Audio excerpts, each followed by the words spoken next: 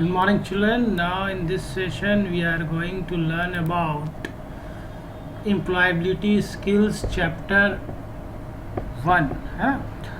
This video is especially for class 10 going students and CBSE board students. इस video में मैं बताऊंगा आप लोगों को what are the important multiple choice questions of chapter 1, chapter 2 and chapter 3. तीनों chapter का जो MCQ का जो इम्पोर्टेंट क्वेश्चंस आता है, आपको पता होगा 26 मार्क्स का MCQ क्वेश्चन आता है आप लोगों का CBSE बोर्ड में. और अभी जो इंटरनल एग्ज़ाम्स या कोई भी एग्ज़ाम आपका होता है उनके लिए भी ये इम्पॉर्टेंट वीडियो है, जिसमें हम लोग क्या क्या सीखेंगे कि कौन कौन सा क्या क्या हम लोग पढ़े, जिससे हम लोग CBSE बोर्ड के अकॉर्डिंग प्रिपरेशन कर लें. और ये एक इम्पॉर्टेंट वीडियो है for all types of examination related to IT, है ना. IT के लिए, इंफॉर्मेशन टेक्नोलॉजी के लिए ये एक इम्पॉर्टेंट वीडियो सेशन है. तो इसमें let's start chapter 1, that is communication skills 2. ठीक है, तो कम्युनिकेशंस क्या होता है. सबसे पहले communication is one of the most fundamental needs of human beings. है आज के दौर में, कंप्यूटर के दौर में अगर कम्युनिकेशन की बात करो तो सबसे most fundamental need human beings का क्या है, communication. And the word communication is derived from the Latin word communis or communicare, which means to make common. देखिए, अब यहाँ से एक क्वेश्चन आपका बन जाता है, कम्युनिकेशन का मतलब क्या होता है और किससे ये डिराइव हुआ. तो पहला एक क्वेश्चन तो MCQ का मिल गया, लैटिन वर्ड से हुआ है और इसका मतलब क्या होता है, to make common. 2 question MCQ का हमारा यहाँ पे बन चुका है चिल्ड्रन. ठीक है, now to make common means to share. Make common का मतलब टू मेक शेयर. हम लोग जब भी किसी से बात करते हैं तो क्या होता है, we share information with our friends and colleagues or family members. It means sharing of thoughts, ideas and emotion between two persons. In other words, communication means exchange of ideas, thoughts, opinion, information, message, feeling, emotions. ये सारा कुछ का exchange हम लोग कर सकते हैं in the form of communication. अगर आपका कम्युनिकेशन अच्छा है तो you can do lots of thing. इसके बाद जो है कम्युनिकेशन का कंपोजिट कुछ अकॉर्डिंग टू ऑर्डवे टेड ने क्या बताया, information given and received, learning experience in which certain attitude, knowledge and skills chain, listening effort bye all involve. ये डिफरेंट डिफिनीशंस दिया हुआ है कम्युनिकेशन का. तो बेसिकली कम्युनिकेशन का डिफिनीशन अगर हम लोग देखें तो क्या निकलता है, communication is the conveying of message by exchanging thoughts और information via speech, visual, signals, writing और बिहेवियर्स. मतलब जो भी आप कन्वे करोगे मैसेज को बाय क्या एक्सचेंज करके, बाय एक्सचेंजिंग थॉट्स और इन्फॉर्मेशन. थॉट्स और इन्फॉर्मेशन किसके थ्रू एक्सचेंज होगा, तो वाया स्पीच, विजुअल्स और सिग्नल्स और राइटिंग और बिहेवियर के थ्रू हो सकता है. एक और डिफिनेशन ये भी बोल रहा है कि communication is the process of sending and receiving messages through verbal और non verbal means. Verbal communication जो हम लोग बोल कर करते हैं ना, लिख कर करते हैं, that is verbal communication. And non verbal communication, communication without words, जैसे जो सिग्नल्स हो, सिम्बॉल्स हो, बॉडी गेस्चर्स हो, that these are known as non verbal communication. तो विदाउट लेट चलिए अब हम लोग MCQ में आते हैं. चैप्टर का इंट्रोडक्शन मैंने दे दिया चिल्ड्रन. जो इंपॉर्टेंट MCQ एग्जाम में वो अब हम लोग पढ़ेंगे. The first MCQ are, there are many reason why interpersonal communication में fail. While communicating the message may not be received, may not be received exactly the way the sender intended, and therefore it is important that the communicator seeks dash to check that their message is clearly understood. तो यहाँ पे आपको क्या बोल रहा है कि कोई क्या रीज़न हो सकता है इंटरपर्सनल कम्युनिकेशन फेल होने का, ना. While communicating the message may not be received exactly, कैसे सेंडर ने भेजा है और रिसीवर उसको उसी तरह रिसीव किया है कि नहीं किया है. तो ये बहुत इंपॉर्टेंट होता है कम्युनिकेटर के लिए कि वो चेक करे कि जो फॉर्म में मैंने मैसेज किया है, हम सेंडर है, अगर Asif sir is the sender और जो रिसीवर अदर एंड में उसको उसी फॉर्म में आंसर मिला है कि नहीं. तो इस चीज़ को के लिए हम लोग क्या करते हैं, क्या रीज़न से, किस चीज़ कैसे पता चलेगा कि हाँ मैसेज क्लियरली अंडरस्टूड हुआ है कि नहीं. तो यहाँ 4 ऑप्शन दिया हुआ है, डिस्क्रिप्शन, फीडबैक, चैनल, साइन. तो डिफिनीशन यहाँ पे किसका है, ये फीडबैक का. फीडबैक हम लोग को क्लियर करता है कि जो भी सेंडर ने मैसेज भेजा है वो रिसीवर फीडबैक भेजता है कि हाँ मुझे क्लियरली आपका मैसेज मिल चुका है. तो यहाँ पे आपका फीडबैक का एक तरह से देखा जाए तो डिफिनीशन भी आपको मिल गया। तो आप इसका आंसर क्या लिखोगे, फीडबैक। अब फीडबैक का अगर आपको डिफिनीशन याद होगा चिल्ड्रन, तो ऑब्वियस आप आसानी से इसे MCQ वो कर सकते हो। तो डिफिनीशंस को आप जरूर अच्छे से याद करोगे, डिफिनीशन अच्छे से याद करोगे तो MCQ भी होगा, 1 वर्ड क्वेश्चंस भी आपका हो जाएगा कवर, अगर आप डिफिनीशन को अच्छे से करते हो then only. Next, moving to next question, which one of the following is not a barrier to effective communication.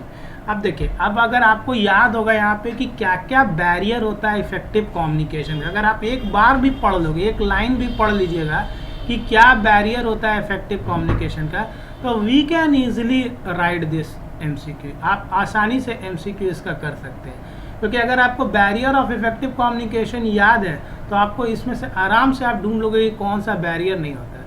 जैसे मुझे याद है यहाँ पे फिजिकल बैरियर होता है, लिंग्विस्टिक लैंग्वेज बैरियर भी होता है, इंटरपर्सनल बैरियर भी होता है, लेकिन कोई भी एक वर्ड सब्जेक्टिव बैरियर कहीं नहीं है। तो ऑब्वियस है, तो इसका आंसर क्या होगा, सब्जेक्टिव बैरियर। ठीक है। Next, dash feedback is specific information in the form of written comments or verbal conversations help the learner understand what she or he needs to do in order to improve। अब बोल रहा feedback, कौन तरह का, किस तरह का feedback ऐसा है जो स्पेसिफिक इंफॉर्मेशन को रिटन कमेंट्स और वर्बल कन्वर्सेशंस के हेल्प से लर्नर जो है समझ लेता है कि व्हाट सी और he needs to do in order to improve. तो यहाँ पे हम लोग का जो फीडबैक है, ये इस आंसर को पढ़ने के लिए आपको टाइप्स ऑफ फीडबैक पढ़ना होगा। If you know the types of feedback then we can easily do this MCQ। तो यहाँ पे ये जो डिफिनीशन दिया हुआ है वो किसका है, तो ये एक डिस्क्रिप्टिव फीडबैक का है, जो कि इसका आंसर आपको टाइप्स ऑफ फीडबैक पढ़ोगे चिल्ड्रन तो इसका आंसर मिल जाएगा। इसीलिए आप टाइप्स, छोटे छोटे डिफिनीशन है उसको जरूर पढ़ो, उसको पढ़ने से आधा MCQ ऐसे ही सॉल्व हो जाएगा। आप ये मत सोचो कि हम बड़ा बड़ा क्वेश्चन आंसर याद, आप ये सोचो कि ये MCQ में भी पूछ सकता है घुमा के कैसे भी। Dash 4, dash communication is the use of body language, gestures and facial expression to convey information to others. अब ये देखिए 4 नंबर क्या बोल रहा है, ऐसा कम्युनिकेशन जो बॉडी लैंग्वेज को, गेस्चर्स को, फेशियल एक्सप्रेशंस को कन्वे करता है इंफॉर्मेशन टू अदर्स, है ना।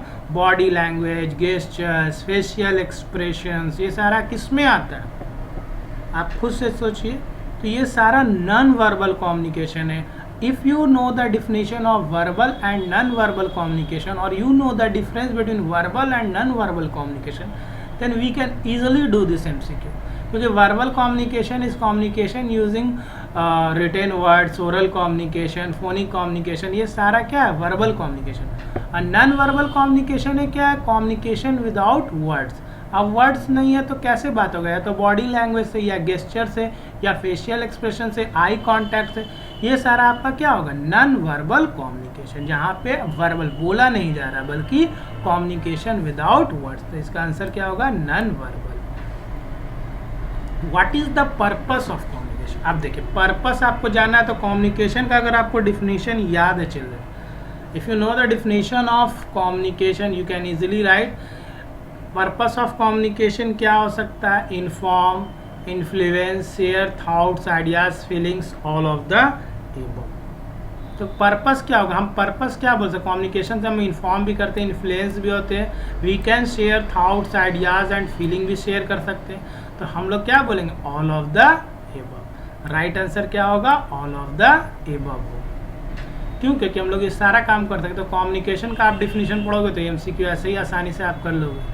इसलिए डिफिनीशन आपको पढ़ना है, टाइप्स आपको पढ़ना है, फैक्टर्स आपको पढ़ना है, क्या क्या फैक्टर्स होता है कम्युनिकेशन में, barriers to communication. Which of the following methods are used to receive information from the sender through a letter.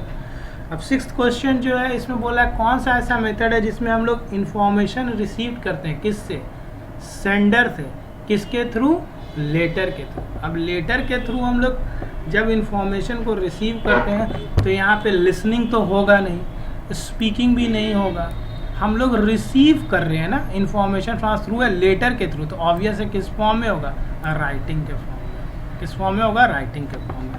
हालांकि बुक में कुछ चीज़ें जो है चिल्ड्रन अगर आप देखें तो बुक में आप बोलता है रीडिंग, लेकिन आप राइटिंग लिखोगे, ठीक है।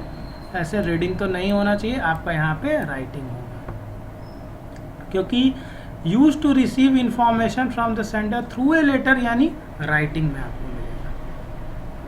Next, communication is a part of dash skills.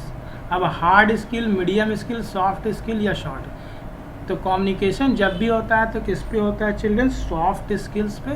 तो इसका आंसर क्या होगा? Soft. How do you receive information on phone? Phone पे जब आप कम्युनिकेट करते हैं चिल्ड्रन, तो इन्फॉर्मेशन किस फॉर्म में रिसीव होता है? Listening, speaking, reading, writing. Obvious हम लोग सुनते हैं, that is listening. Very easy question, listening. Dash is a type of verbal communication. Verbal communication इसमें से कौन सा है? तो यहाँ पे ओरल भी वर्बल कम्युनिकेशन है, रिटन कम्युनिकेशन भी वर्बल है, बॉडी लैंग्वेज यहाँ पे नॉन वर्बल आ गया, ठीक है। तो आप इसका आंसर क्या लिखोगे? फोर्थ में बोथ 1 and 2, ओरल भी होगा और रिटन भी होगा। Next, oral communication allows instantaneous change of. क्या करता है instantaneous change oral communication?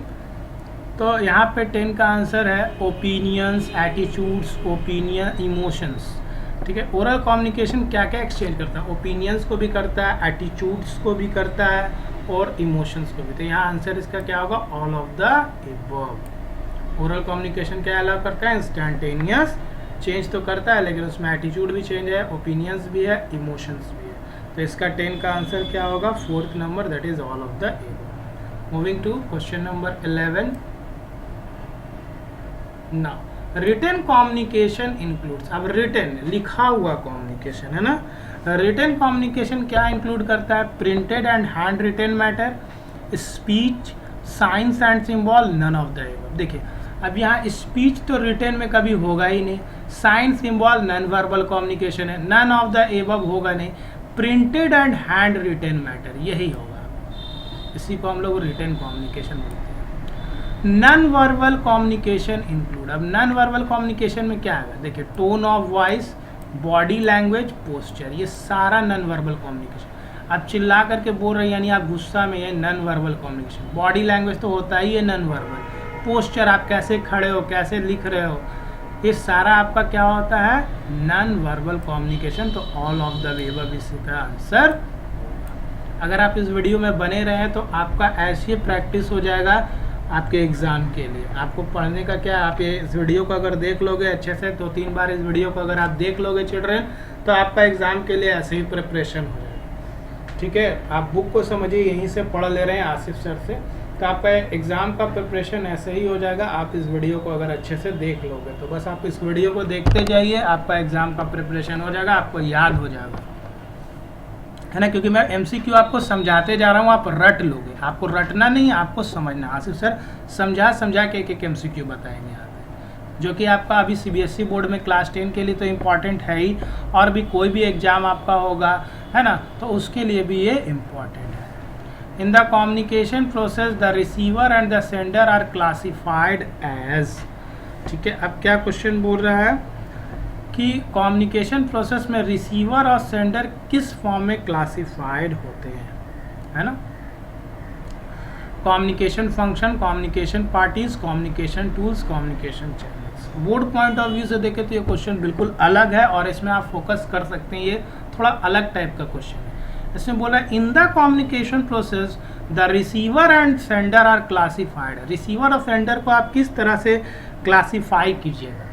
Communication function तो होगा नहीं, ना टूल है ये और ना कोई चैनल है, ये दो पार्टीज है, एक सेंडर का पार्टी और एक रिसीवर का पार्टी है। तो आंसर क्या होगा? कम्युनिकेशन पार्टीज होगा। Now 14, the word communication is derived from communist which means क्या होगा? अभी हम लोग पढ़े थे, आप लोग सबको याद होगा कि अभी हमने पढ़ा था which means to common, to make common. अभी हम लोग डिफिनेशन जब ऊपर में पढ़ रहे थे, देखिए चिल्ड्रन यहाँ पे है ना, the word communication is derived from the communist which to make common. देखिए डिफिनेशन आपको यहाँ पे MCQ का आंसर मिला, इसलिए आप एक बार लाइन बाय लाइन भी पढ़ लोगे तो आधा MCQ ऐसे ही सॉल्व कर लोगे आप। ना sender is to encode as receiver is to, आप देखिए अब यहाँ इनकोडिंग और डिकोडिंग की बात है। देखिए सिंपल लैंग्वेज में इनकोड और डिकोड को आपको समझ, इनकोड का मतलब होता है जब हम ओरिजिनल मैसेज को सिंबल फॉर्म में लिखते हैं, है ना। सिंबल फॉर्म में लिखते हैं किसको, जब ओरिजिनल मैसेज को हम लोग कन्वर्ट कर देते हैं some another form that no other can understand, है ना। और उसी इंफॉर्मेशन को जब रिसीवर रिसीव करता है तो क्या करता है, जो इनकोडेड मैसेज है उसको जो है किस में कन्वर्ट करता है, उसके ओरिजिनल फॉर्म में। तो उस प्रोसेस को हम क्या बोलते हैं, डिकोडिंग या डिकोड। तो वही यहाँ पे sender is to encode as receiver is to decode. Encode मतलब converting original message into another form, symbolic form और एनी फॉर्म। एंड डिकोडिंग जो है वो रिसीवर एंड से होता है। रिसीवर उसको क्या करता है, जो भी डिकोडेड मैसेज है उसको, इनकोडेड मैसेज है उसको किस में कन्वर्ट करता है, उसके original form. Dash is the person who transmits the message. कौन होता है जो मैसेज को ट्रांसमिट करता है ना। अब ये तो बहुत आसान है चिल्ड्रन, आप लोग अपने से कमेंट में लिखिए, ये सब तो छोटा सा क्वेश्चन है। कौन ट्रांसमिट करता है मैसेज, आप लोग खुद बोलिए। हु, ऑब्वियस है, sender is the person who transmit the message. Dash is the person who receives the message, क्या होगा, रिसीवर। समझ में आया। विच कैरीज मैसेज, तो medium carries message.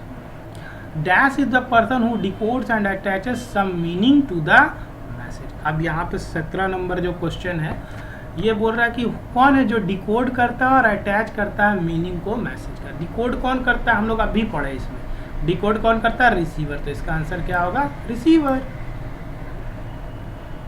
What is the use of clarity in communication. अब हम कैसे जानेंगे कि कम्युनिकेशन में क्या क्लैरिटी है ना। What is the use of clarity in communication, किस तरह से समझोगे।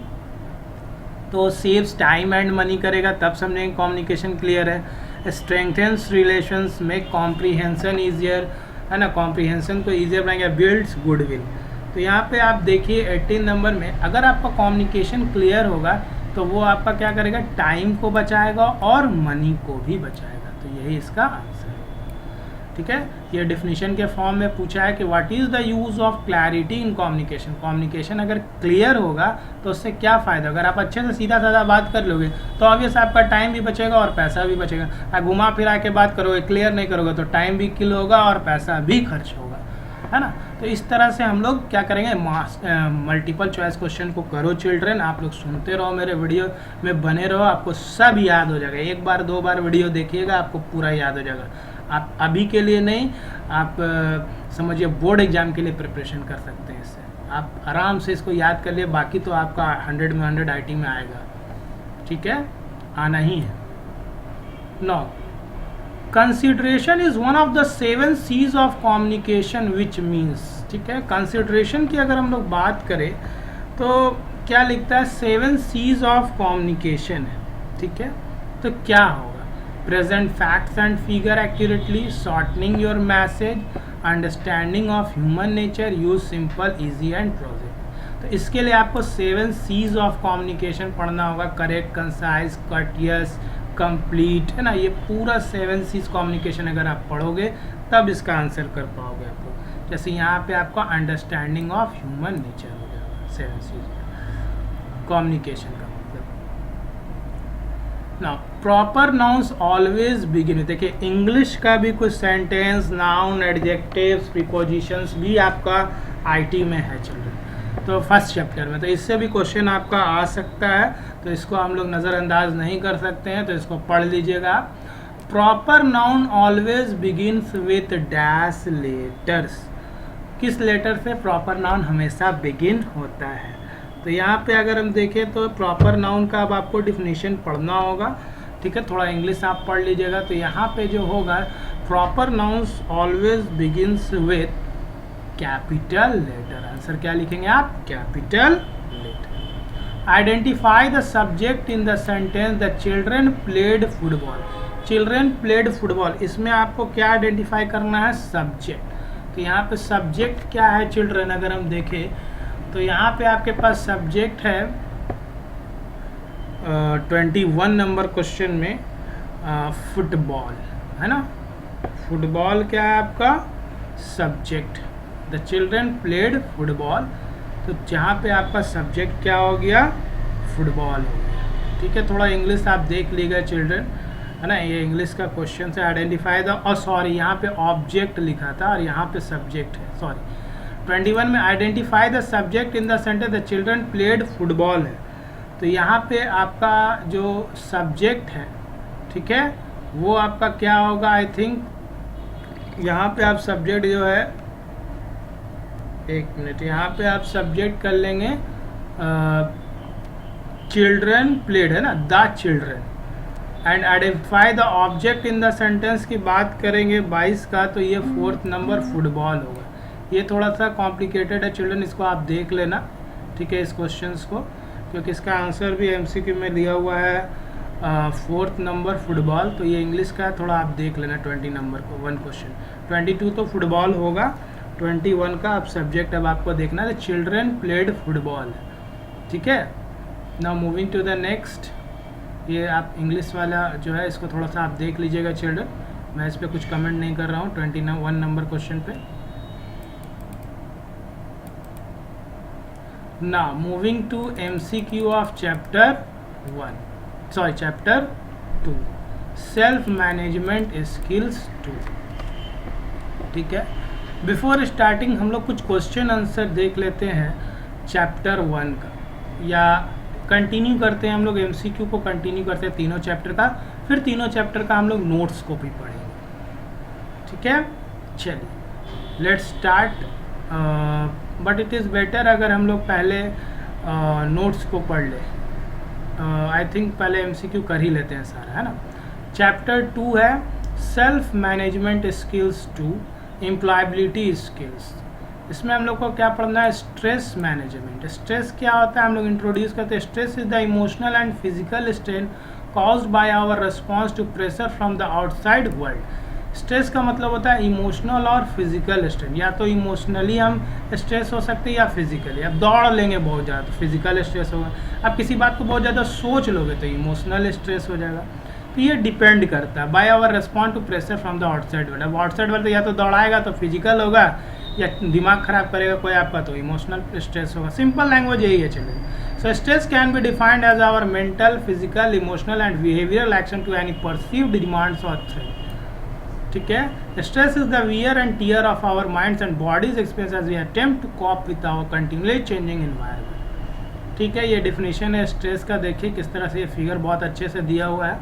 Stress is a necessary part of our daily lifes. Obvious है रोज हम लोग को किसी ना किसी बात का स्ट्रेस हो ही जाता है। Stimulate us to act, think और रिएक्ट। सिंपल भी हो सकता है, एक्सट्रीम भी हो सकता है स्ट्रेस, है ना। प्यास लगा है, पी लिए पानी तो स्ट्रेस खत्म हो गया। Necessary in order to force us to accomplish certain task. अब कोई टास्क बॉस ने दिया कंप्लीट करना तो वहाँ पे स्ट्रेस लेवल आ जाता है। स्ट्रेस कैन बी पॉजिटिव और नेगेटिव। स्ट्रेस पॉजिटिव भी हो सकता है और नेगेटिव भी हो सकता है। Stress is good when the situation offers an opportunity to a person to gain something. Stress जो है पॉजिटिव भी होगा और नेगेटिव भी। कैसे? अगर आपको किसी स्ट्रेस लेने से आपको गेन हो रहा है, जैसे आप चाह रहे हो कि एग्जाम में मुझे एकदम गुड मार्क्स चाहिए, IT में 100 चाहिए, तो ये आप जो स्ट्रेस ले रही है गुड स्ट्रेस है, क्योंकि आप इससे कुछ ना कुछ अचीव कर लोगे, आपका परफॉर्मेंस अच्छा हो जाएगा, है ना। आपको सब चाहने लगे कि नहीं ये बहुत अच्छे है पढ़ने में IT में, तो ये आपके लिए पॉजिटिव स्ट्रेस होगा। लेकिन स्ट्रेस निगेटिव भी होता है, कब? When a person faces social, physical, organisational and emotional problems. जब सोचते हैं, सोचा मत करो चिल्ड्रन, ज़्यादा बातों को सोचोगे तो स्ट्रेस लेवल बढ़ेगा। सेल्फ रेगुलेशंस वगैरह ये दिया हुआ है चैप्टर में, डिफिनेशंस वगैरह है चिल्ड्रन, आप लोग पढ़ लीजिएगा डिफिनेशंस। मैं कॉपी के नोट से पढ़ाऊंगा, ये सब MCQ में आते हैं जो इम्पोर्टेंट है। To perform well at work and live and life in general, you must be able to manage and improve yourself in various skills. Which of the following skills help you to prioritize the things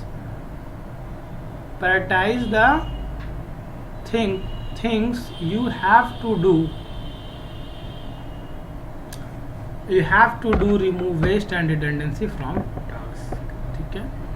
तो यहाँ बोल रहा है कि अगर आपको अच्छे से वर्क करना है, ठीक है, मैनेज करना है, इम्प्रूव करना है स्किल्स सबको, तो आपको कौन सा है जो स्किल्स जो है आप में होना चाहिए जिससे आप वेस्ट और रिडंडेंसी को हटाओगे, डुप्लीकेसी को। तो यहाँ पे आप रिस्पॉन्सिबिलिटी से, सेल्फ अवेयरनेस, अडेप्टेबिलिटी से नहीं, टाइम मैनेजमेंट पे आपको ध्यान देना होगा। टाइम से आपको हर एक काम करना होगा, तभी आपका रिडंडेंसी नहीं होगा। रिडंडेंसी मतलब था डुप्लीकेसी ऑफ द वर्क, और रिमूव वेस्टेज नहीं होगा टाइम। तो टाइम आपको मैनेज करना होगा। Managing stress is about making a plan to be able to cope effectively with daily pressures. Always keep in mind ABC, the ABC of stress management, the acronym ABC stands for. ABC किसके लिए stand करता है? Adversity, beliefs and consequences. यही ABC का full form है. ठीक है. Trisha is always tense during exam time. She is a sincere and studious student, but the thought of exam creates anxiety in her. Which stress management technique that you would suggest to help her? अब क्या है, exam के time में लड़की क्या है, त्रिशा परेशान रहती है ना चिल्ड्रन, और ये सिंसियर स्टूडेंट है, लेकिन थॉट ऑफ एग्जाम, उससे एग्जाम आने वाला है अभी, तो उसके लिए वो परेशान हो गए. तो कौन सा स्ट्रेस मैनेजमेंट टेक्निक आप सजेस्ट करोगे जो उसको हेल्प करेगा, है ना, किस चीज़ के लिए हेल्प करेगा, उसको इस चीज़ से बाहर निकलेगी. कौन सा स्ट्रेस मैनेजमेंट टेक्निक? अगर आप इस चैप्टर को पढ़ोगे तो इस चैप्टर में स्ट्रेस मैनेजमेंट टेक्निक दिया हुआ 5, 8, 10 दिया, सारे को पॉइंट को अगर याद कर लोगे तो ये MCQ बच्चा जैसा हो जाएगा, आराम से आप कर लोगे. योगा भी होता है, एक्सरसाइज भी होता है, वैकेशन विद फैमिली, तो ऑल ऑफ दीज इसका आंसर होगा. क्योंकि स्ट्रेस मैनेजमेंट टेक्निक में आप देखिए योगा भी होता है, आप एक्सरसाइज भी कर सकते हो स्ट्रेस मैनेजमेंट में, और वैकेशन विद फैमिली के साथ घूमने भी जाओगे तो भी स्ट्रेस लेवल घटता है. तो ऑल ऑफ दिस इसका आंसर होगा ही होगा. तो अगर आप स्ट्रेस मैनेजमेंट टेक्निक जानोगे, 5, 6, 8 जो बुक में दिया हुआ है, तो ऑब्वियस इसका आंसर आप इजीली कर सकते हो. चलो वीडियो को सुनते रहिएगा तो आपको याद हो जाएगा कि आसिफ सर क्या क्या पढ़ा रहे हैं, सब कुछ याद हो जाएगा. Dash ability of a person to do the things that need to be done without someone or something influencing us, है ना. 4 नंबर क्वेश्चन क्या बोल रहा है, क्या होता है ऐसा पर्सन में ability to think that need to be done without someone or something influencing us. 4 number, तो इसको बोलते हैं सेल्फ मोटिवेशन, है ना. क्या बोलते हैं इसको? Self motivation.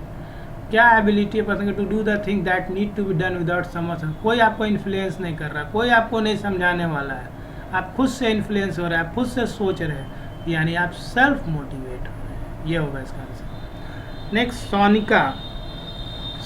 Sonika get up 6 AM and goes for her hobby classes. Then she come back home and finishes her homework. Before going to school she does all work by himself. No one tells her to do so. That is called. 5 का answer क्या होगा? अब वो सारा काम खुद से कर रही है ना, हॉबी क्लासेस जा रही, घर आ रही है, तो उसको क्या हो रहा है? Awareness, regulation, discipline. नो, वो सेल्फ मोटिवेटेड है कि हमको अपने से काम करना हो. इसका आंसर भी क्या होगा? Self motivation. 5 का. ठीक है. 5 का 2. High expectation from self can leave on one with chronic anxiety and stress leading to. क्या होगा यहाँ पे 6 नंबर में? अगर हम देखें, कोई बहुत ज़्यादा एक्सपेक्टेशन लगाता है self with chronic anxiety and stress but lead to है मेंटली वो स्ट्रेस हो जाएगा. अपने आप से ज़्यादा एक्सपेक्टेशन कर लेने से self can leave one with chronic anxiety से thus leading to a mental stress. ये क्या हो जाएगा? इसको मेंटल स्ट्रेस हो जाएगा ज़्यादा एक्सपेक्टेशन लगाने से.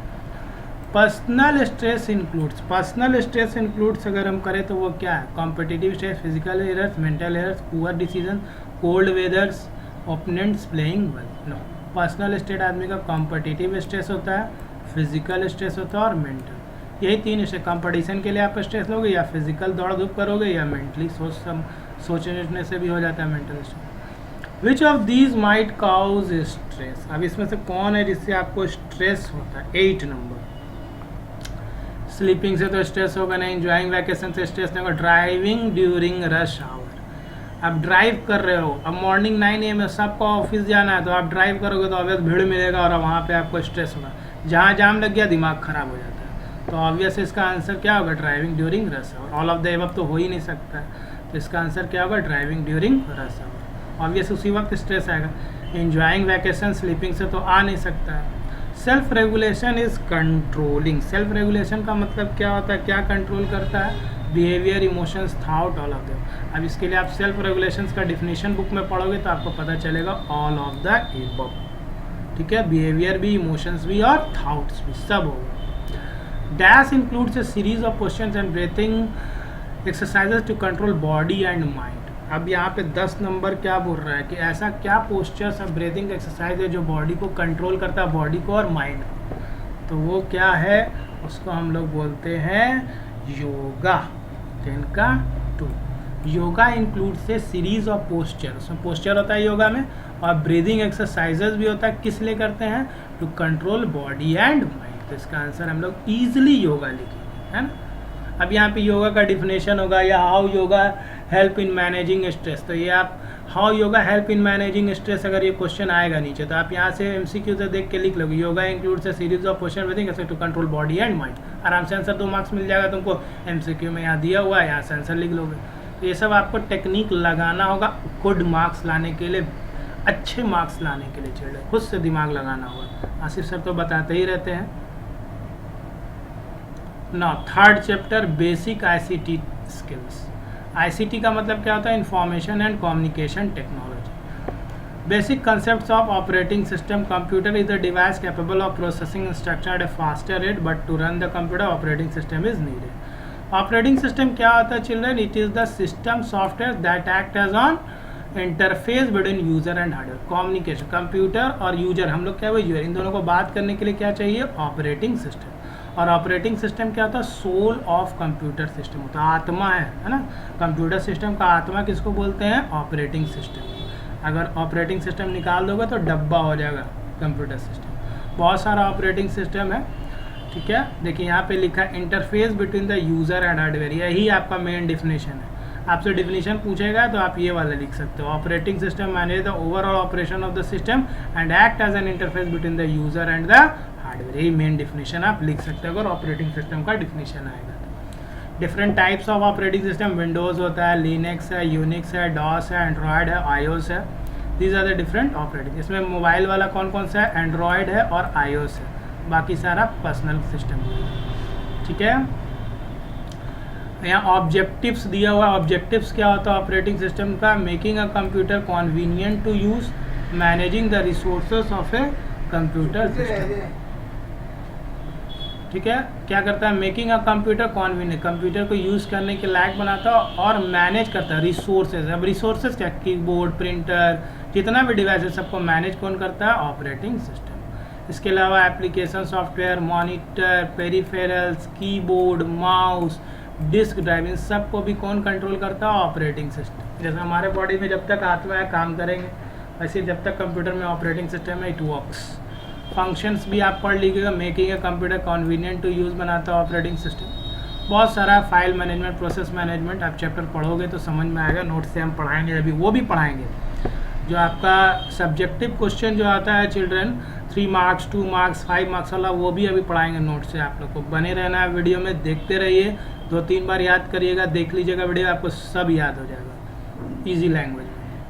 ना एमसीक्यू थोड़ा सा देख लेते हैं इस चैप्टर का भी।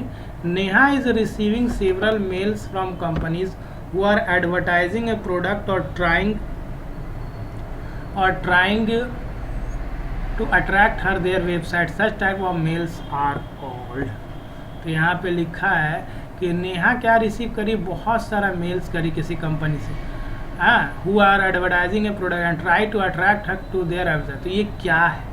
तो इसको हम लोग बोलते हैं स्पैमिंग, है ना। अनवांटेड ऑनलाइन कम्युनिकेशन मीन्स होता है स्पैमिंग। नेहा रिसीव कर रही हो कंपनी से और वो एडवर्टाइज कर रहा है किसी भी प्रोडक्ट को, क्यों? तो नेहा उससे अट्रैक्ट हो रही है, तो इसको स्पैम मेल्स बोलते हैं। स्पैम मतलब होता है any online unwanted communication. A computer automatically runs a basic program called dash as soon as it is switched on or the power button is pushed on। ठीक है, क्या बोलता है? कंप्यूटर जो है ऑटोमेटिकली रन करता है बेसिक प्रोग्राम को called as soon as it is switched on और the power button is pushed. तो यहाँ पे क्या है? बायोस होता है। इसको हम लोग बायोस बोलते हैं, बेसिक इनपुट और आउटपुट सिस्टम। ठीक है, यही जो है आपका जब सिस्टम ऑन करते हैं तो वर्क करता है basic programme. The cleaning of software installed in the computer can not be achieved. Software को क्लीन करना है तो इसमें से कौन सा है जो अचीव नहीं करते? डिस्क क्लीनअप से तो सॉफ्टवेयर क्लीन होगा, बैकअप से भी होगा।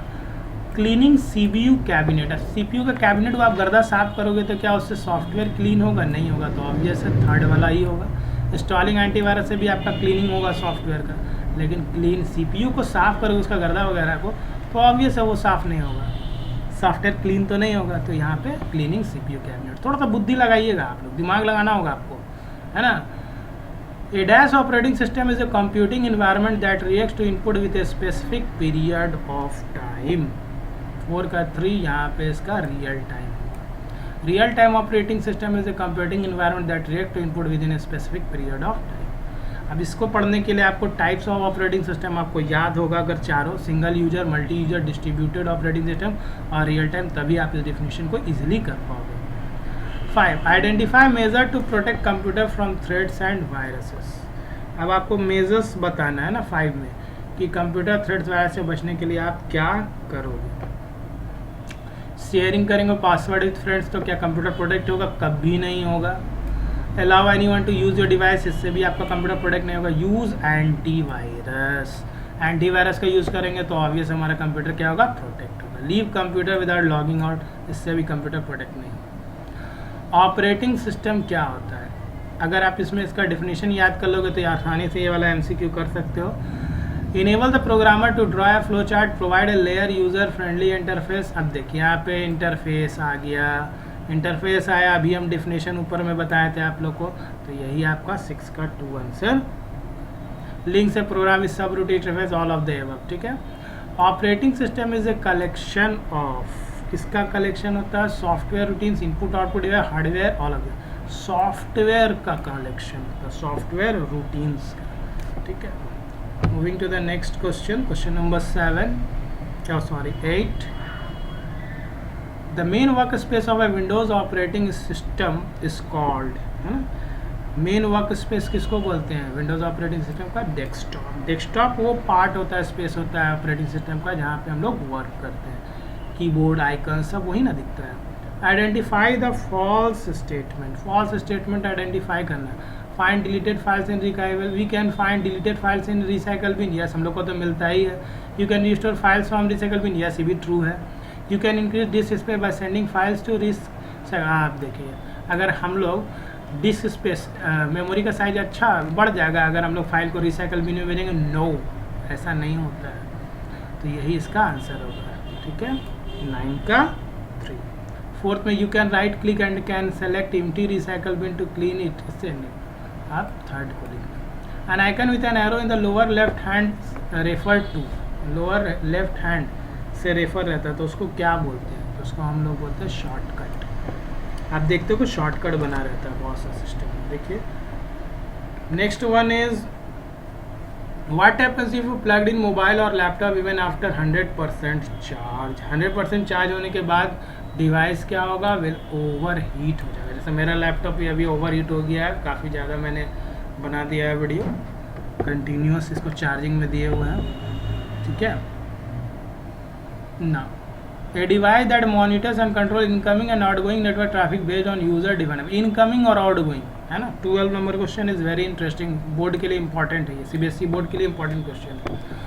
ऐसा डिवाइस जो मॉनिटर करता है कंट्रोल इनकमिंग और आउटगोइंग. इनकमिंग और आउटगोइंग को फायरवॉल ही करता है. कौन करता है?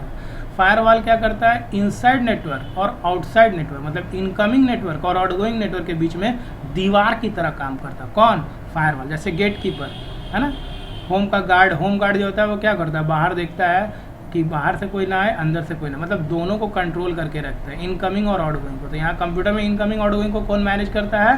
Firewall. Regular care and maintenance of computer is required. अब इसका आंसर आप बताइए क्या होगा? तो यहाँ पे आप देखिए, to detect any issues at an early stage so that system work efficiently, to avoid a condition of system failure, all of the सारा कुछ होगा रेगुलर मेंटेनेंस, है ना. सिस्टम वर्क कर रहा है कि नहीं, issues early stage, avoid a condition of system failure, ये सारा कुछ होगा. तो इसका आंसर क्या होगा? ऑल ऑफ द एबव होगा. Regular maintenance of system includes.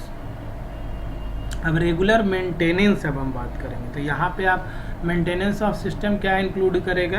तो यहाँ पे भी आपका 4th नंबर है, all of the above. Installing updates, check the security, taking backups of important files and document.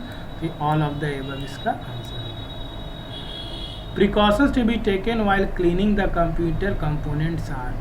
कैसे precaution? Power of the computer before cleaning, never spray, है ना, never spray cleaning fluid directly on the component of the computer, both of the above, none of the above. तो यहाँ पे आप इसका answer क्या लिखोगे चिल्ड्रेन? यहाँ पे इसका आंसर 15 का 3 लिखोगे. Both of the above. Precautions अगर लेना है कंप्यूटर में तो आपको पावर ऑफ कंप्यूटर करना होगा क्लीन करने से पहले, और दूसरा है never spray cleaning fluid directly on the computer. कोई भी गीला है ना पानी वाला पार्ट आप कंप्यूटर में कभी भी यूज़ ना करें, तभी आपको कंप्यूटर जो है प्रिकॉशंस लेगा, बचेगा। ठीक है चिल्ड्रन, ये सारा क्वेश्चंस हो गया। कुछ और भी क्वेश्चंस दिया हुआ है। करण lives at a hostel in Shimla. He calls his mother who lives in Delhi to get her approval for the robotics class which is going to start in his school next week onwards. However, due to disruptions in phone and things, mother could not understand him. But very upset, each another medium can set immediate approval of the mother. तो यहाँ पे वो किससे करेगा? Email से करेगा। ठीक है। Suppose you have bought all hardware component required for assembling a computer. After assembling the computer system, which will be very first software to be installed. सबसे पहले कौन सा सॉफ्टवेयर आपको इंस्टॉल करना होगा इस कंप्यूटर में? Operating system. Which of the following option will safely shut down the operating system and load it's again? तो यहाँ पे रीस्टार्ट होगा। कौन सा ऑप्शन सेफली शट डाउन करेंगे operating system, load it again? तो रीस्टार्ट से करेंगे। ठीक है चिल्ड्रन, तो this is all about MCQs of the chapter. अब जो हम लोग पढ़ेंगे वो है नोट्स को पढ़ते हैं चैप्टर का। 1 by 1 सारा नोट्स हम लोग पढ़ेंगे, है ना, कि क्या क्या नोट्स अब हम लोग का है उसको अब हम लोग पढ़ के देखते हैं चिल्ड्रन। ठीक है, now children we are continue. अब हम लोग सब्जेक्टिव पार्ट पढ़ने जा रहे हैं। ठीक है, चैप्टर का सब्जेक्टिव पार्ट, चैप्टर 1, चैप्टर 2 और चैप्टर 3 तीनों में जो सब्जेक्टिव 2 मार्क्स 3 मार्क्स या 4 मार्क्स का जो इम्पोर्टेंट क्वेश्चन आता है चैप्टर 1, 2, 3 से बोर्ड पैटर्न का IT में, वो अब हम लोग सीखेंगे। 2 मार्क्स 3 मार्क्स वाला क्वेश्चन। तो इसके लिए हम लोग चैप्टर का कुछ नोट्स है मेरे पास, उसको मैं डिस्क्राइब कर रहा हूँ चिल्ड्रन। तो यूनिट 1 कम्युनिकेशन स्किल्स 2 से शुरू करते हैं। तो सबसे पहले कम्युनिकेशन क्या होता है? The word communication is derived from the Latin word communis और communicare which means to make common. ये 1 मार्क्स का क्वेश्चन तो यहीं पे मिल गया आप लोगों को। ठीक है चिल्ड्रन, इसका मतलब होता है कॉमन, लोग पढ़े ही थे। नेक्स्ट है कम्युनिकेशन का डिफिनीशन। अगर आपसे पूछता तो आप ये सिंपल डिफिनीशन लिखिए। Communication means sharing of thoughts, ideas and emotion between 2 person. 2 आदमी के बीच में जो भी शेयरिंग होगा थॉट का, आइडिया का या इमोशन का, उसी को हम लोग क्या बोलते हैं? कम्युनिकेशन। अभी हम आप लोग से क्या कर रहे हैं? कम्युनिकेशन कर रहे हैं। कम्युनिकेशन प्रोसेस की बात करें, अगर कम्युनिकेशन प्रोसेस होगा तो 3 चीज़ होता है। एक होता है सेंडर, दूसरा होता है रिसीवर, और इन दोनों के बीच में क्या होता है कि मीडियम जिसके थ्रू मैसेज जाता है, विच कैरीज द मैसेज। सेंडर हमेशा ट्रांसमीटर होता है और रिसीवर जो हमेशा वो क्या करता है? मैसेज को रिसीव करता है, और मीडियम मैसेज को क्या करता है? कैरी करता है। कम्युनिकेशन सिस्टम अगर बोले एलिमेंट्स, अगर आपसे एग्जाम में पूछे कि क्या क्या एलिमेंट्स होता है सिंपल लैंग्वेज में, जैसे मैंने नोट्स में लिखा है, तो आप झट से लिखोगे सेंडर होता है, एक मीडियम होता है और एक receiver. Sender who transmit the message, medium which carries the message, और receiver who receives the message. Now sender which creates a message to be transmitted, देखिए मैंने लिखवा दिया है। Medium which carries the message, जो मैसेज को carry करता है, और receiver which receives the message, जो मैसेज को रिसीव करता है। Now methods of communication. कितना मेथड होता है कम्युनिकेशन? देखिए इस चैप्टर में जो इम्पॉर्टेंट है वो मैंने लिखा है नोट्स में, जो एग्जाम पॉइंट ऑफ व्यू से CBSE बोर्ड में आता है ज़्यादातर, उन सारे क्वेश्चंस को मैंने किया है कवर।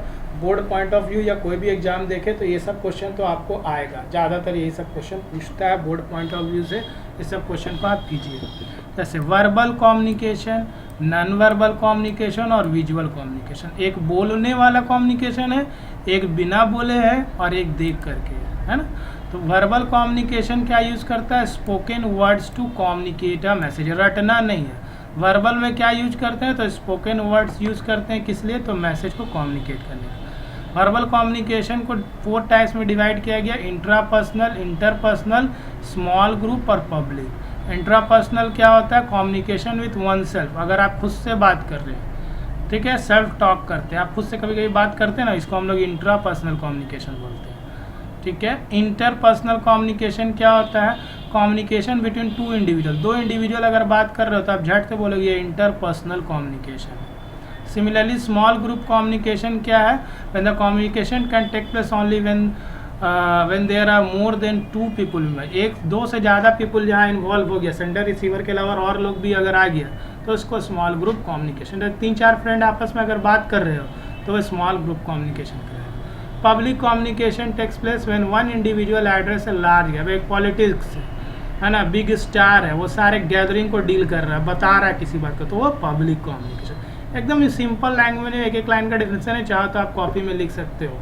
मेरे जितने भी व्यूअर्स हैं वो इसको कॉपी में लिख सकते हैं, लिख के याद कर सकते हैं, सुन लीजिएगा तो भी आपको याद हो जाएगा, याद करके आप लिख लीजिएगा, एग्जाम में पढ़ के जाएगा, आपको सब याद हो जाएगा। एक बार, दो बार, तीन बार वीडियो देखिएगा, आपको याद हो जाएगा। चलिए चैनल में बने रहिएगा, सब हो जाएगा आपका तैयारी। आईटी के लिए सोचना ही नहीं है। वर्बल कम्युनिकेशन, वर्बल कम्युनिकेशन दो तरह का होता है, एक ओरल होता है, एक रिटन कम्युनिकेशन है। ओरल कम्युनिकेशन में क्या यूज़ करते हैं, स्पोकन वर्ड्स आर यूज्ड है। ओरल मतलब बोल कर, तो इसमें स्पोकन वर्ड्स का यूज़ करते हैं। It also include face to face conversation, phone communication, classroom teaching.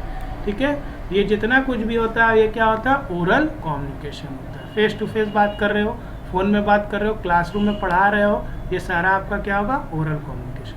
Written communication है जो सबसे मोस्ट कॉमन फॉर्म होता है, और इन किस फॉर्म में होता है, ब्लैक एंड वाइट। आप डिफिनेशन अगर पूछे तो आप सबसे पहले बोलिए communication is in black and white. Black and white में हो रहा है, यानी कि written communication, like letters, email, WhatsApp, chat, notes, ये सारा आपका क्या हो गया, written communication, written communication. Yes, pros means advantage of verbal communication. देखें तो क्या है, it is the faster way of communication है, बहुत जल्दी आदमी बात करके ख़त्म कर लेता है। चीपर वे है, सस्ता है। Response received is very fast, response बहुत ही जल्दी मिलता है वर्बल में। ठीक है, ये सारा आपका क्या, वर्बल कम्युनिकेशन का एडवांटेज बोलो या प्रॉज बोलो। कॉन्स क्या है, disadvantage, can be quickly forgotten. लोग बोल करके भूल जाते, बोलते हैं अरे हम तो बोले थे, और फिर वो भूल जाएगा, तो तुरंत भूल जाता है, ये इसका डिसएडवांटेज। इमोशंस आर विजिबल, अगर आप फेस टू फेस कम्युनिकेट कर रहे हो वर्बल कम्युनिकेशन, तो आप रो रहे हो या आप चिंतित हो या आप किसी तरह का बात परेशान हो, तो वो आपका चेहरा से दिख जाएगा। Hence lead to trouble in setting, अब किसी को फ़ायदा उठाना, वो परेशान है, चलो इसको और परेशान करते हैं, तो इमोशंस दिख जाएगा, तो ऑब्वियस है यहाँ पे डिमेरिट बोलिए वर्बल कम्युनिकेशन का, आपको लोग और परेशान भी कर सकते हैं, या हो सकता है ना भी करें, लेकिन करते ही हैं maximum. Non verbal communication, communication without words, बिना वर्ड्स का यूज किए, लाइक बॉडी लैंग्वेज से, हाथ का इशारा से, आई कांटेक्ट से, फेशियल एक्सप्रेशन से अगर आप बात करते हो, मतलब वर्ड्स का आप यूज़ नहीं करते, तो उसको नॉन वर्बल कम्युनिकेशन बोलते हैं। ये सब डिफिनेशन से आप लिखिए कॉपी में चिल्ड्रन, और याद कीजिए, नहीं तो सुन करके याद कर दीजिए। छोटा छोटा डिफिनेशन मैंने लिखा है, 2-3 लाइन का ही डिफिनेशन है। बोर्ड पॉइंट ऑफ व्यू से अगर आप इसको याद करके चले जाओगे तो पूरा मार्क्स आएगा। Non verbal communication of different types. Communication, non verbal communication में कौन कौन सा होता है, एक्सप्रेशंस होता है, आई कांटेक्ट, ये सब देखिए कम्युनिकेशन विदाउट वर्ड्स है। टच से भी होता है, पारा लैंग्वेज है, गेस्चर है, स्पेस है, पोस्चर, ये सारा आपका किसका कैटेगराइजेशन है, नॉन वर्बल कम्युनिकेशन का। ठीक है, आई कांटेक्ट से, पारा लैंग्वेज से, गेस्चर से हम लोग क्या करते हैं, नॉन वर्बल कम्युनिकेशन करते हैं। प्रॉस देखा जाए तो क्या है, रिड्यूसिंग वेस्टेज ऑफ टाइम, बचता है, टाइम बचता है। प्रेजेंटेशन बहुत इजी होता है प्रेजेंट करना non verbal. Help to illiterate पे, जो पढ़े लिखे नहीं होते उन लोगों के लिए भी ये क्या होता है, अगर आप पढ़े लिखे नहीं, इशारा से तो बुला ही लेते हो ना, तो कम्युनिकेशन तो हो ही जा रहा है। रिपीट, हम लोग रिपीट कर सकते हैं इशारा से, इसीलिए हम लोग कह सकते हैं नॉन वर्बल कम्युनिकेशन क्या है, रिड्यूसिंग वेस्टेज ऑफ टाइम है, ईजी प्रेजेंटेशन है, एंड लॉट्स। कॉन्स क्या है, डिसएडवांटेज, कल्चरल डिफरेंस है, कोई रूल नहीं है, हाथ हिला दिया, बुला लिया, इसका कोई तरीका नहीं होता, इसका कोई रूल नहीं, वेग है, कोई लोग समझ भी पाता है, कोई नहीं भी समझ पाता। व्हाट इज द डिफरेंस, आप देखो ये बहुत इंपॉर्टेंट क्वेश्चन है पॉइंट ऑफ व्यू से, बोर्ड पॉइंट ऑफ व्यू से। वर्बल नॉन वर्बल कम्युनिकेशन में क्या डिफरेंस है, वर्बल क्या यूज़ करता है, ओरल और रिटन वंस, और नॉन वर्बल क्या यूज़ करता है, सिम्बॉल्स। ईजी टू अंडरस्टैंड है verbal communication, it is difficult to understand है। Easy to provide proof of conversion, verbal आप रिटन कम्युनिकेशन का प्रूफ दे सकते हो, लेकिन इसका कोई प्रूफ नहीं होता, नो प्रूफ ऑफ कम्युनिकेशन, है ना, नॉन वर्बल कम्युनिकेशन का। Verbal communication has got defined rules है इसका कोई, लेकिन non verbal communication no defined rules are available. What do you mean by visual communication, visual communication क्या होता है, visual communication through the use of visual aids, visual aids का हम लोग यूज़ करते हैं। It is visual display of information, photographs के form में, साइन देख सकते हैं, नो स्मोकिंग का आप साइन देखते हो, लेडीज़ जेंट्स टॉयलेट में साइन रहता है ना, उससे हम लोग समझ जाते हैं कम्युनिकेशन हो जाता है। ट्रैफिक सिग्नल से समझ जाते हैं, पोस्टर से समझ जाते हैं ना, traffic symbol, sign for no smoking, sign for no क्या कुछ लिखा है चिल्ड्रन यहाँ पे, sound area, sign for flammable, है ना, आग के लिए दिया रहता है, तो ये सब सिम्बॉल भी एक कम्युनिकेशन है। नो मोबाइल एरिया, तो इससे भी हमारा कम्युनिकेशन होता है और इस कम्युनिकेशन को हम लोग विजुअल कम्युनिकेशन बोलते हैं। अब एडवांटेज देखिए, एग्जाम में 1-1 मार्क्स का आता है, आप 1-1 2-2 लिख सकते हो कॉपी में, ठीक है। पॉपुलर है सबसे ज़्यादा कौन, विजुअल कॉम्युनिकेशन। आप देखिए हर जगह साइन बोर्ड लगा रहता है ना, टॉयलेट के सामने, no smoking, no sound area, easy explanation है, इफेक्टिव फॉर इलिटरेट रिसीवर। जो इलिटरेट है उसको भी लड़की और लड़का का चेहरा बना दिया जाता है स्मॉल पिक्चर में, तो वो समझ जाता है जेंट्स टॉयलेट है ये लेडीज़ टॉयलेट है। हेल्प्स इन क्विक डिसीजन लेने में हेल्प करता है। Cons of visual communications, costly है। क्या है, सबसे पहले विजुअल कम्युनिकेशन महंगा है और इसमें टाइम बहुत वेस्ट होता है इसको बनाने में। Communication cycle, it is very important also. क्या होता है कम्युनिकेशन साइकिल, इसमें सबसे पहले एक सेंडर होगा और उसके बाद आपका क्या होगा, मैसेज आप सेंड करिएगा, फिर मैसेज को इनकोड किया जाता है। इनकोडिंग का मतलब converting original message into another form, मतलब इनकोडेड फॉर्म। एंड फिर चैनल के थ्रू किसके पास जाता है, रिसीवर के पास, और रिसीवर क्या करता है, फिर उसको डिकोड करता है, क्योंकि सेंडर जो भेजता है मैसेज वो इनकोडेड में भेजता है। डिकोडिंग का मतलब converting symbolic message, encoded message into the original form, ये रिसीवर करता है। हम लोग अभी एमसीक्यू में देखे थे। और फिर फीडबैक देता है कि हाँ हमको जैसे आपने भेजा था सेंडर जी, हमने वैसे ही ये मैसेज को समझ लिया है। तो this is the overall communication cycle process. तो इसको आप अपने लैंग्वेज में समझा सकते हैं। सेंडर इनिशिएट करता है message, idea is the subject of the message, encoding क्या होता है, देखिए डिफिनीशन में यहाँ पे मिल गया, the process of converting the message to be transmitted into symbols. हमने बताया था सिम्बॉल में कन्वर्ट करते हैं। Communication channel which carries the message, है ना, मैसेज को क्या करता है, कैरी। देखिए कितना सिंपल लैंग्वेज में मैंने लिखा है, आप इसको लिखिए कॉपी में, तुरंत याद हो जाएगा। Decoding, the person who receives the message और सिम्बॉल फ्रॉम कम्युनिकेटर।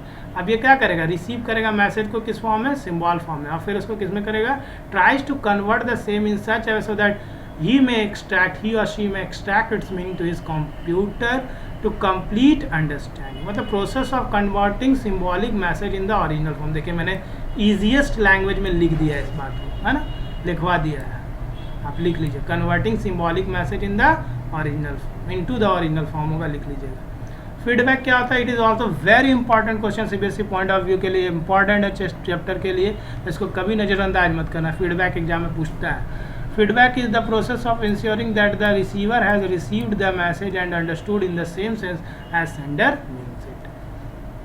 फीडबैक का मतलब होता है जब हम इंश्योर करेंगे रिसीवर को कि हाँ जो सेंडर तुमने मैसेज मुझे भेजा था उसको हम अच्छे से समझ लिए, जिस फॉर्म में तुम भेजना चाहते थे उसी मैसेज को उसी फॉर्म में हम समझ चुके हैं। This is known as feedback. मतलब फीडबैक देना, सेंडर को रिस्पॉन्स है, देखो हम तुम्हारा मैसेज समझ चुके जैसे तुम भेजो, वही फीडबैक। तो इसको क्या हुआ, इसको डेफिनेशन को रटना मत। प्रोसेस ऑफ इंश्योरिंग, इंश्योर करा रहे किसको, रिसीवर को, कि हैज रिसीव्ड द मैसेज, मैंने रिसीव कर लिया message, and understood in the same sense as sender means it. Write any two importance of feedback. अब देखो दो ही इंपॉर्टेंस, ज़्यादा मार्क्स का तो आएगा नहीं क्वेश्चन। 50 मार्क्स का थ्योरी एग्जाम होता है आईटी में चल रहा है, तो उसमें आपका 2 या 3 मार्क्स का ही क्वेश्चन, ज़्यादा नहीं, 24 या 26 मार्क्स का आपका आता है थ्योरी क्वेश्चन, तो उसमें आपका ज़्यादा लॉन्ग क्वेश्चन नहीं आएगा, शॉर्ट आएगा, उस हिसाब से मैं बता रहा हूँ। It allow the sender of a message to जज how the effective the communication is. क्या करता है फीडबैक कि कितना कम्युनिकेशन इफेक्टिव है, ये अलाउ करता है, जज करता है। कौन, फीडबैक, है ना। जैसे सेंडर ने कुछ भेजा, रिसीवर ने कुछ मिला, तो वो फीडबैक बताता है कि जज करके कि कितना कम्युनिकेशन इफेक्टिव है जब रिस्पॉन्स आता है। Feedback indicate successful transmission of the message. Feedback ये भी बताता है कि आपका, अगर आपको फीडबैक मिल गया, आपने मैसेज भेजा सेंडर को, सेंडर से रिसीवर को, तो सेंडर जब मैसेज रिसीवर को भेजा, रिसीवर फीडबैक आपको दे दिया, मतलब आपका मैसेज सक्सेसफुली चला गया है, ये भी फीडबैक आपको कंफर्म कर देता है। टाइप्स ऑफ फीडबैक, आप डिफिनीशन है, formal and informal feedback, specific and non specific feedback, descriptive and non descriptive feedback. इन सबको थोड़ा थोड़ा आप लोग डिफिनेशन इसका बुक से पढ़ लीजिएगा children. What do mean by, आता है कभी कभी एग्जाम में भी, what do mean by effective communication. Effective communication is essential in every aspect of life. Effective, how we make the communication effective, क्या बोले, कैसे बोले, किस अंदाज में बोले, जिससे आपको आपका जो कम्युनिकेशन है वो इफेक्टिव बने, है ना, that is effective communication. What are the principle of effective communication, क्या प्रिंसिपल है, सिद्धांत है। क्लियर होना चाहिए, अटेंशन होना चाहिए, कंसिस्टेंसी होना चाहिए, टाइमलाइन देखना होगा, फीडबैक देखना होगा, एडिक्वेसी, कंप्लीट कितना, इनफॉर्मेलिटी। ये सारा प्रिंसिपल होता है इफेक्टिव कम्युनिकेशन का। पॉइंट्स को आप याद कर लेंगे चिल्ड्रन, ठीक है। इसको एक्सप्लेन अपने लैंग्वेज में आप करेंगे। Explain the 7 C's of effective communication. It is now one of the important question of CBSE board exam के लिए। ये भी बहुत इंपॉर्टेंट है और ऐसे भी कोई भी एग्जाम होगा तो ये सब क्वेश्चन पूछता है चिल्ड्रन, तो इसको आप जरूर करें। 7 C's में सबसे पहला होता है क्लियर। क्लियर का मतलब है be clear in delivering the message. Concise का मतलब है be short but complete. Short में लिखे मैसेज लेकिन कंप्लीट होना चाहिए। कंक्रीट मतलब बी स्पेसिफिक, जो बात है उस बात को आप लिखिए। Correct, right, perfectly, mistakes free, एकदम करेक्ट लिखो। मिस्टेक ज़्यादा करोगे तो रिसीवर समझ नहीं पाएगा। Consideration, focus on receiver. आपको रिसीवर को फोकस करना होगा कि वो क्या मांग रहा है, वो क्या चाहता है, वही चीज़। उसको जिस चीज़ का भूख प्यास है आप वही चीज़ मैसेज में करोगे ना। उसको जो चाहिए खाने में या उसको जो सुनना है वही ना आपको बताना है। अगर आप फोकस नहीं करोगे रिसीवर तो आपका कम्युनिकेशन इफेक्टिव कभी नहीं होगा। कंप्लीट, ठीक है। कंप्लीट का मतलब होता है कंप्लीट द मैसेज। कर्टियस का मतलब होता है बी सॉफ्ट एंड जेंटल। आप कितने सॉफ्ट हैं और जेंटल हैं। What are the barriers to effective communication, MCQ में था। देखिए कौन कौन सा होता है। Linguistic, emotion, language barrier, emotion आपका बैरियर बनता है। फिजिकल बैरियर्स भी होता है, एटीट्यूड बैरियर भी होता है, परसेप्शन बैरियर। पांचों बैरियर्स को आप पढ़ के जाएंगे एग्जाम में, इसको याद कर लीजिएगा तो अच्छा रहेगा। बुक से एक बार डिफिनेशन को आप पढ़ लीजिए चिल्ड्रन, ठीक है। अब एक लाइन तो बताना पॉसिबल नहीं है मेरे लिए, लेकिन आप इन सब का डिफिनेशन को एक लाइन बुक से जरूर पढ़ लीजिएगा एक बार इन सब बैरियर को, तो MCQ भी कवर होगा, 1 मार्क्स क्वेश्चन भी। What are the major to overcome barriers to effective communication. अब ये सब कम्युनिकेशन के लिए बैरियर है, तो इससे कैसे बचे, क्या मेजर्स लें, तो क्या क्या मेजर्स है देखिए। Clarifying ideas before communication, use of simple language का यूज़ करें, एक्टिव लिसनर बने। आप सुनते सुनते इधर उधर खो जाओगे तो कम्युनिकेशन इफेक्टिव नहीं बनेगा। इंश्योर प्रॉपर फीडबैक दीजिए, कंसिस्टेंसी बनाए रखिए मैसेज में, फॉलो अप कम्युनिकेशन। ये भी एक इम्पॉर्टेंट पार्ट है इस चैप्टर का, इसको पढ़ लीजिए। प्रॉक्सिमिक्स क्या होता है, the study of human use of space with in context of culture. What do you mean bye kinesics, kinesics is the study of body movement, postures, gesture. सिर्फ एक मार्क्स का क्वेश्चन है, इस सबको पढ़ लेंगे हम लोग चिल्ड्रन, ठीक है। इसमें study of human use of space है और इसमें study of body movement postures है। हाउ फास्ट, अब 2 क्वेश्चन है, इसको आप अपने से सॉल्व करना। How fast experience impact the perspective in communication, explain why communication skill is important. ये अपने वर्ड्स में आपको एक्सप्लेन करना है। आप चाहे तो कमेंट में हमको लिख के दिखाएं इसका answer, I will check and answer. The past experience impact the perspective in communication because we जज people by our past experience. For example, if someone has treated us bad, then we will take rudely with them if we talk again. देखिए किसी student ने लिखा है, इसका reply बहुत अच्छा है। Communication skills is important in every aspect of life, example in business meeting, interview.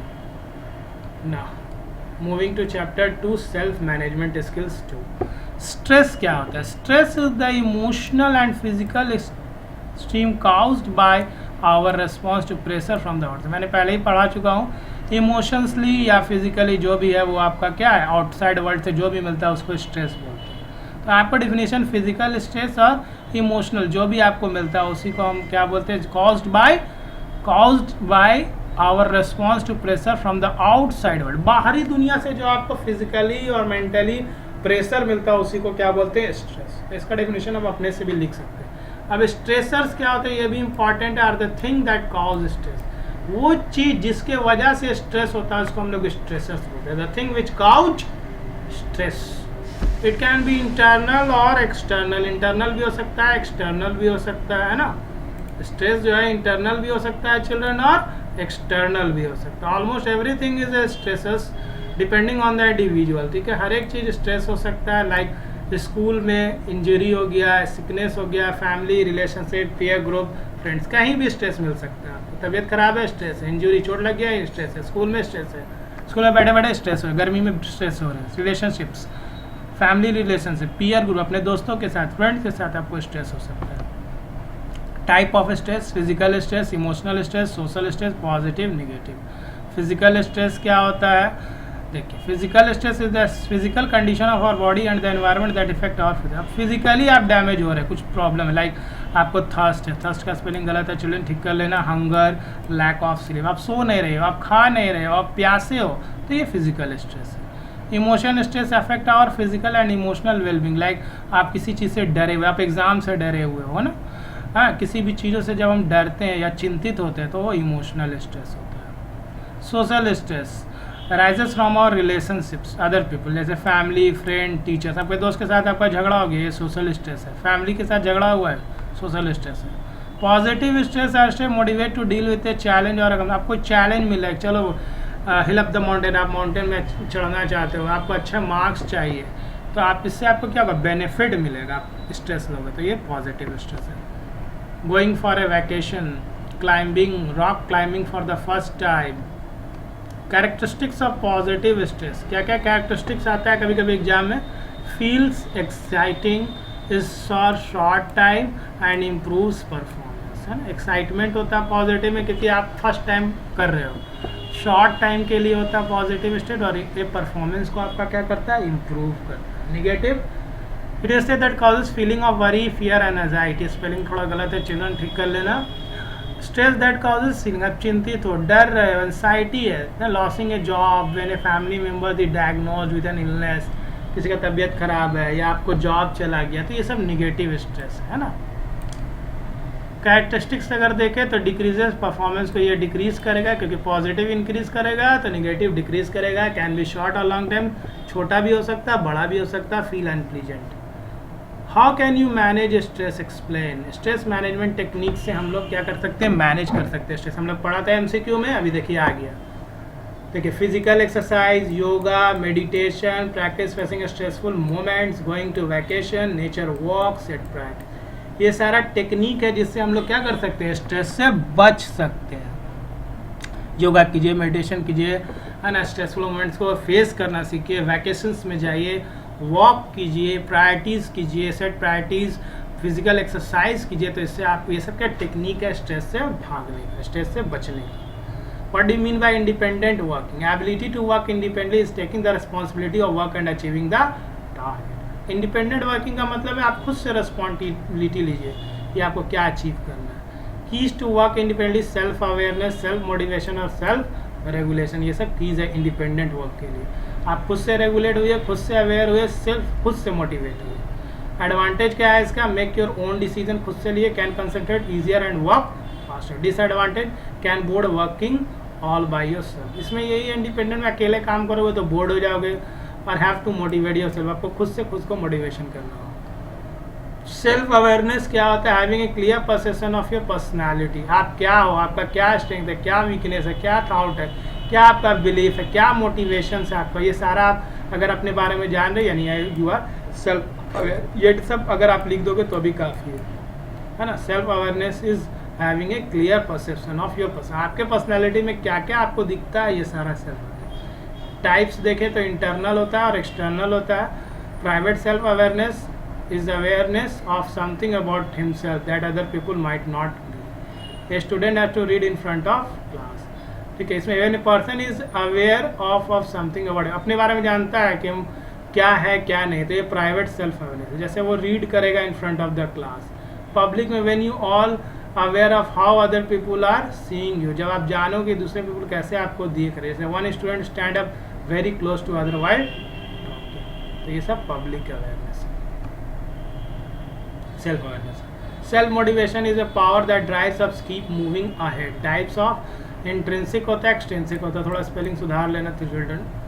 Self motivation क्या है, पावर है जो ड्राइव करता है keep moving ahead. Self regulation is controlling one's behaviour, emotions and, अब आप खुद से कंट्रोल, आपको गुस्सा आता है आप कंट्रोल कर, आपका इमोशंस को आप कंट्रोल कर, थॉट्स को कंट्रोल कर रहे फॉर लॉन्ग टर्म गोल्स के लिए, तो इसको हम लोग सेल्फ रेगुलेशन बोलते हैं। ना कुछ क्वेश्चन है, how stress is helpful, explain. How stress is help us to achieve goals, इसका आंसर आप कमेंट में लिख के दिखाओगे, मैं आंसर करूँगा। चलो ना moving to the next chapter 3, basic ICT skills. ICT का मतलब क्या होता है, सबसे पहले information and communication technology.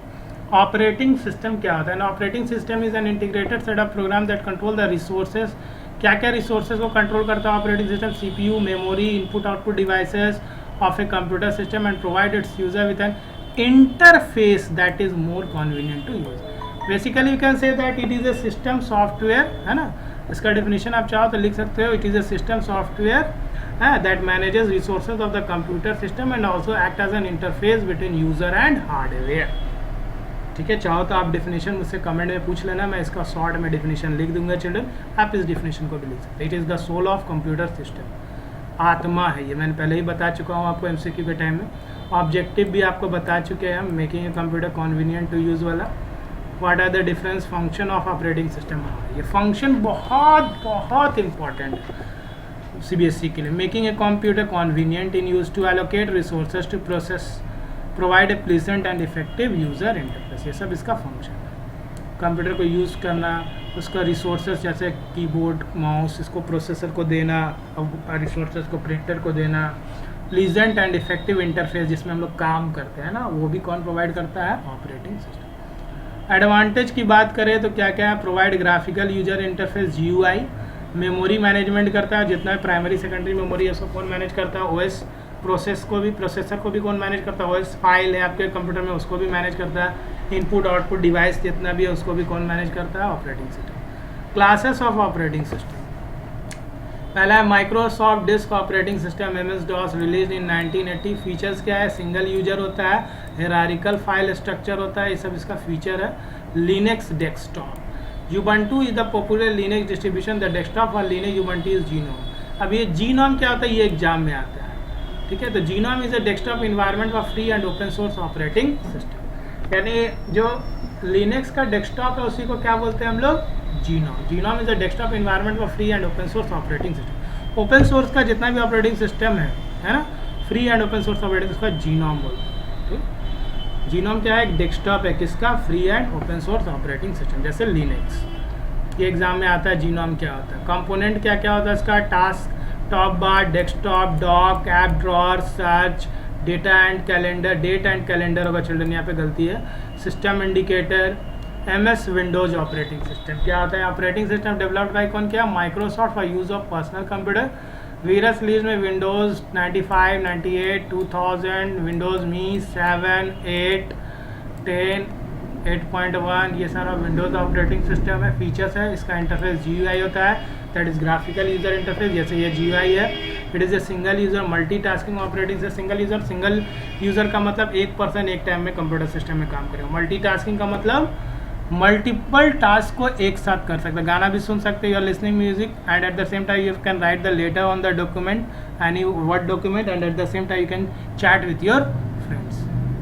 Components of Windows देखिए, अब देखेंगे desktop, my computer, start button, internet explorer. यहाँ पे एज यूज होता है, अभी माइक्रोसॉफ्ट एज यूज होता है, इंटरनेट एक्सप्लोरर चेंज हो गया, change. Recycle bin, task bar, shortcut icon, folder icon, system track नहीं होगा, ट्रे होगा, चिल्ड्रन ठीक कर लेना। Desktop icon, application. Desktop icon को क्या क्या होता है? एप्लीकेशन आइकन होता है, डॉक्यूमेंट आइकन होता है, शॉर्टकट आइकन होता है, डिस्क ड्राइव आइकन, है ना। एप्लीकेशन आइकन जैसे सॉफ्टवेयर का icon, document icon word file का डॉक्यूमेंट आइकन होता है, शॉर्टकट आइकन आप जानते ही जो एरो जैसा बना होता है, disk drive icon C drive D drive वाला। Start menu, task bar, quick launch, tool bar, ये सब कंपोनेंट है। System tray, clock, shortcut, folder, recycle bin. अब ये रिसाइकल बिन क्या होता है? कभी कभी पूछता है, एक मार्क्स में आप पढ़ लीजिए। It is a reserved space in hard disk drive where files of folder we don't can be dispose. ऐसा फाइल फोल्डर जिसको आपको अभी डिलीट नहीं करना तो उसको रिसाइकल बिन बोलते हैं। अभी रखे हुए हैं ना, डस्टबिन जैसे घर में रखता हुआ है, यहाँ पे रिसाइकल बिन है। फाइल और फोल्डर में क्या डिफरेंस होता है? पढ़ लीजिए। Files are use to store data and folders are also called directly use to store files. File जो है डेटा को स्टोर करता है और फोल्डर फाइल को रखता है। Each are very file have an extension. देखो ईच गलत लिख दिया, चले each file have an extension. हर एक फाइल का क्या होता है? एक्सटेंशन होता है। जैसे म्यूजिक फाइल .mp3 होता है, इमेज फाइल .jpg होता है, वर्ड फाइल .docx होता है। Folder does not fit have any extension. Folder का कोई एक्सटेंशन नहीं होता। File take space in memory, लेकिन folder does not take space in memory. File memory लेता है लेकिन फोल्डर कोई स्पेस नहीं लेता है मेमोरी से। Next, file operations. क्या क्या फाइल में ऑपरेशंस कर सकते हैं हम लोग? We can create folder, rename files and folder, delete file folder, move on copy paste of file folder. अब इसके लिए एक वीडियो मैंने पहले बना चुका है, कैसे फोल्डर बनाते हैं, कैसे रीनेम करते हैं, कैसे फाइल को डिलीट करते हैं, कैसे मूव कट कॉपी पेस्ट करते हैं, इसका वीडियो मैंने बनाया। अगर आप बोलोगे तो लिंक हम दे देंगे इस वीडियो में, कट कॉपी पेस्ट वाला। फाइल सिस्टम स्ट्रक्चर अब हम लोग पढ़ेंगे। अब file system provide a way of organising a drive, कैसे ड्राइव को ऑर्गेनाइज करेंगे। फाइल क्या होता है चिल्ड्रन? स्ट्रीम ऑफ बाइट्स, है ना। Computer stand only two thing, that is 0 और 1, और combination of 0 is bytes. File is nothing, it is a stream of bytes. तो Microsoft Windows employs 3 major file system. क्या क्या हम लोग को पढ़ना? File allocation table, FAT, NTFS new technology file system, REFS resilient file system. ठीक है, ये छोटा छोटा है, फुल फॉर्म कभी कभी एग्जाम में आता है, इसको पढ़ लेंगे हम लोग। What do you mean by maintenance of the computer system? Explain. Computer maintenance describe various steps to keep computer functioning at an optimum performance level from a software and hardware. कि computer maintenance का मतलब क्या होता है? एक step जिससे हम computer को फंक्शनिंग करते हैं और उसका ऑप्टिमम परफॉर्मेंस को क्या लेवल को देखते हैं। कहाँ से? तो सॉफ्टवेयर से लेकर के उसका हार्डवेयर तक। सॉफ्टवेयर में कुछ प्रॉब्लम ना होनी चाहिए, ना हार्डवेयर, ये सारा कंप्यूटर मेंटेनेंस में। क्योंकि आपको अपने कंप्यूटर का CPU वगैरह को साफ भी करना होगा, डस्ट बहुत ज़्यादा हो जाता है CPU, और सॉफ्टवेयर में तो क्लीनअप, एंटीवायरस, डिस्क क्लीनअप आपको चलाना है, तो यही आपका कंप्यूटर मेंटेनेंस है। छोटे छोटे इन्फॉर्मेशन है, पढ़ लीजिए आप लोग। The various ways by which computer can be maintain. क्या है question? What are the various ways to maintain the computer? कैसे हम मेंटेन करके रखेंगे मेंटेनेंस के लिए? तो cleaning computer components, preparing maintenance schedule बनाएंगे हर महीना में, हफ्ता में। प्रोटेक्ट अगेंस्ट कंप्यूटर वायरस से बचाएंगे। वायरस क्या होता है अब हम लोग पढ़ते हैं। ये 3 मार्क्स का क्वेश्चन या 2 मार्क्स का था, ये पढ़ लिए कि मेंटेनेंस ऑफ कंप्यूटर कैसे होता है। वायरस का मतलब होता है vital information resource under seize. Virus is a program that produces its own code by attach itself to other executable files in such a way that, 2 bar that लिख दिए, that the virus code is executed। Virus is क्या होता है? एक malicious code होता है, bad programme होता है children, which destroy the computer. यही मेन चीज़ है। यहाँ पे मैंने लिखा दिया है कि प्रोड्यूसेस इट्स ओन कोड, खुद से कोड बनाता है, by attaching itself to other executive, किसी अदर अच्छा प्रोग्राम के साथ अपने आप को अटैच कर लेगा। So inside that virus code is executed. It is a self propagating, यहाँ पे मैंने डेफिनेशन क्लियर किया है। It is a self propagating computer program design to alter और destroy a computer. Self propagating मतलब खुद से बनाता है प्रोग्राम को, जुड़ करके दूसरे अच्छे प्रोग्राम के साथ। हाँ, और क्या करता है? अल्टर मतलब चेंज करता है, और क्या करता है? डिस्ट्रॉय करता है computer for not working properly. Kinds of virus में बूट सेक्टर होता है, जो बूट वायरस होता है, माइक्रो वायरस है, इंक्रिप्टेड वायरस है, और लॉजिक बॉम्ब वायरस है, मल्टीपर्टाइड वायरस है, स्टील्थ वायरस। इसको एक एक बार आप डिफिनेशन इसका देख लिए छोटे। So this is all about chapter 1 to 3, है ना। कम्युनिकेशन स्किल्स 2, है ना, and self management skills 2, and basic ICT skills 2। ये मेरा एंड हो गया सेशन। आप इस तरह से पढ़ोगे तो आपको CBSE में अच्छा मार्क्स आएगा children. And all the best, thank you.